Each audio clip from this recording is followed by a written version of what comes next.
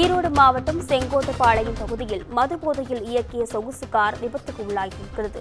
இதுகுறித்த விவரங்களை இணைகிறார் எமது செய்தியாளர் மணிகண்டன். வணக்கம் மணிகண்டன், அது குறித்த விவரங்களை பதிவு செய்யுங்க. நிச்சயமாக நிஷா.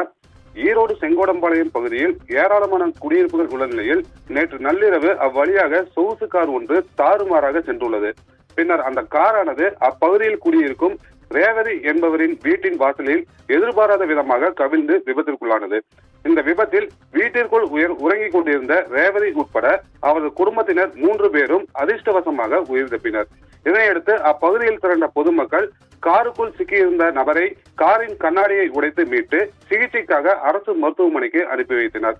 நள்ளிரவு நேரத்தில் இந்த விபத்து நிகழ்ந்ததால் அசம்பாவிதங்கள் எதுவும் நிகழவில்லை. இருப்பினும் சம்பந்தப்பட்ட வீட்டின் முன்பு நிறுத்தி வைக்கப்பட்டிருந்த 2 இருசக்கர வாகனங்கள் மட்டும் சேதமானது.